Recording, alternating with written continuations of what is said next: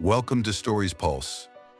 In today's story, we have a gripping tale of a businessman's arrogance and a brave Air Force officer who proves that true strength often comes from the most unexpected places. If you found this story captivating, make sure to hit the subscribe button so you never miss another thrilling episode.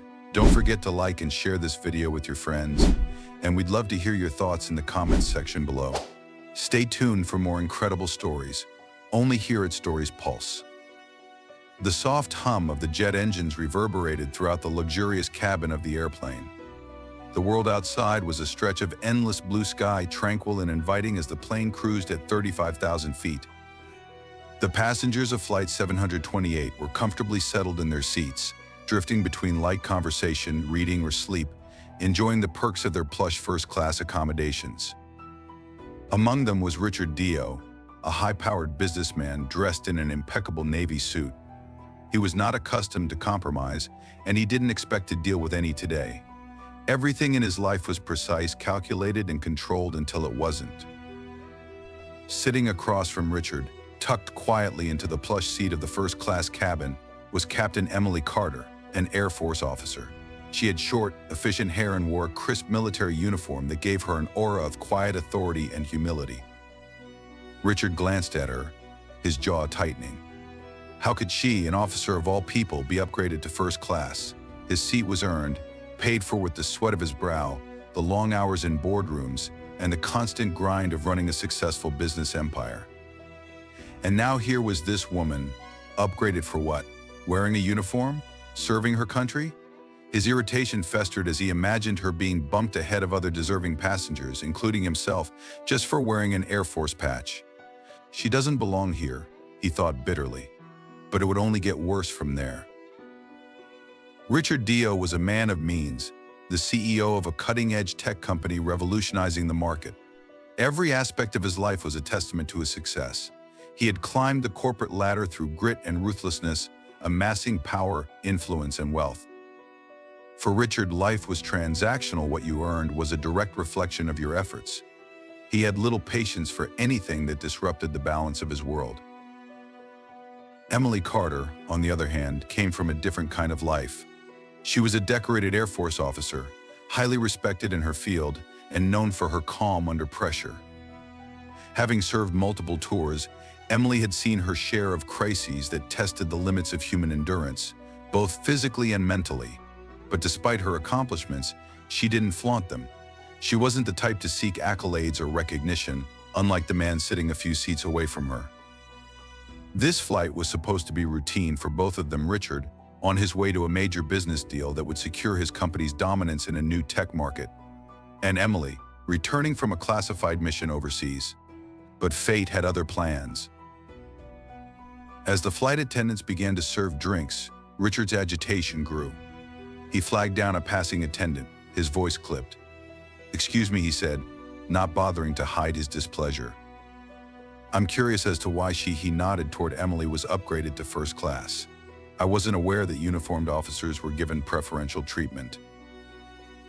The flight attendant stiffened, caught off guard by his confrontation. "Sir, Captain Carter was upgraded as a courtesy for her service.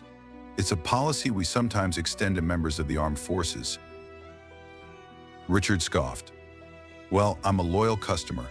I spend hundreds of thousands a year with your airline, but I don't see myself being upgraded for simply doing my job."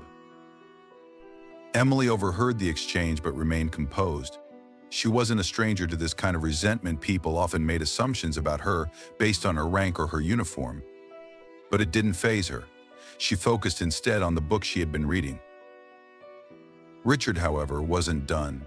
He glanced at her again, as if waiting for her to acknowledge his irritation. When she didn't, it only fueled his frustration. The flight seemed interminable, every little noise and movement setting Richard further on edge. The clinking of glasses, the muffled conversations, the slight turbulence. It all grated on him. He tried to distract himself with work, but his thoughts kept drifting back to the officer sitting across from him. As the hours passed, tension filled the air. Richard's dissatisfaction simmered, creating an uncomfortable atmosphere around him. He couldn't shake the feeling that his space had been intruded upon by someone who, in his mind, hadn't earned it. But all of that would soon be trivial in the face of what was coming. The first sign of trouble was subtle. A faint tremor passed through the cabin, a slight jolt that could easily have been mistaken for turbulence. But when it happened again, stronger this time, the flight attendants exchanged worried glances. The captain's voice came over the intercom, calm but with a tone that commanded attention. "Ladies and gentlemen, we're experiencing a bit of technical difficulty. Please remain seated and keep your seatbelts fastened. We'll have more information shortly." Richard's irritation shifted to mild concern. He glanced around the cabin, noticing others doing the same. Some whispered anxiously to their companions, while others tried to remain composed. Emily, however, didn't flinch. Her years of training kicked in, and she quietly assessed the situation, her mind already running through possible scenarios. A sudden lurch knocked several passengers forward, and the overhead bins rattled. A murmur of panic rippled through the cabin. Richard gripped his armrest tightly, his knuckles white. The flight attendants were now moving more swiftly, securing loose items and checking seatbelts. Then the plane dropped. It wasn't a smooth descent, it was a sudden, stomach-churning fall that sent trays clattering to the floor and passengers gasping in fear. The lights flickered, and the hum of the engines changed to a strained whine. "Brace. Brace for impact," the flight attendants shouted, their voices cutting through the panic. Richard's heart raced as adrenaline surged through his veins. His mind reeled with the thought that this could be it, that his life, all his success, might end in a fiery crash in the middle of nowhere. He looked around wildly, seeing the terror in the faces of those around him. His eyes landed on Emily, and to his astonishment, she was calm, focused. As the plane continued its harrowing descent, the captain's voice crackled through the speakers again, strained but controlled. "We're making an emergency landing. Everyone, prepare yourselves." The cabin erupted into chaos. Passengers screamed, clutched their loved ones, and prayed. Richard could barely think as panic seized him. But in the midst of it all, Emily unbuckled her seatbelt, steadying herself as she stood up. "What are you doing?" Richard blurted out, incredulous. "Sit down." Ignoring him, Emily moved toward the cockpit, navigating the turbulent cabin with an unshakable sense of purpose. The flight attendants tried to stop her, but she flashed her military credentials and exchanged hurried words with them before they let her pass. Moments later, Emily emerged from the cockpit with a grim expression. She addressed the passengers, her voice loud and authoritative, cutting through the noise. "Ladies and gentlemen, my name is Captain Emily Carter of the United States Air Force. I need everyone to remain calm and follow instructions. We've lost partial control of the plane, but we are trained for this. I've coordinated with the pilots, and we're preparing for an emergency landing. We need all hands on deck, so listen carefully." Richard's jaw dropped. The same woman he had dismissed so easily, the same woman he had been so irritated by, was now taking control of the situation. His mind raced to comprehend the shift. He had assumed she was just another passenger, someone undeserving of being in first class. But now she was stepping up to save their lives. Emily's calm demeanor seemed to have a profound effect on the passengers. Fear still lingered, but there was a new sense of trust, a belief that if anyone could pull them through this, it was her.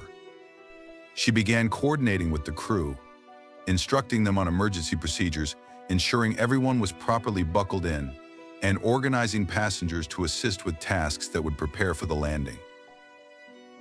Standing by, Richard, still dazed, watched in awe as Emily moved through the cabin, directing with confidence and precision.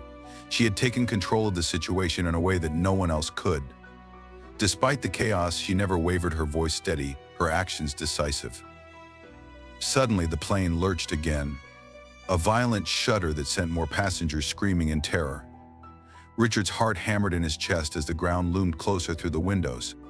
Emily was shouting instructions, her voice rising above the din, but everything was a blur. And then impact. The plane skidded across an open field, metal screeching, sparks flying as it bounced along the uneven ground. The jarring force threw Richard forward, and he felt his head smack against the seat in front of him. Pain shot through his body, but he was alive. The plane slowed to a grinding halt, smoke rising from the engines as they sputtered and died. The aftermath was a mixture of chaos and relief. Emergency crews arrived within minutes, extracting passengers, tending to the injured, and assessing the damage. The plane was a wreck, but miraculously most had survived. As Richard stumbled out of the wreckage, still in shock, he saw Emily again.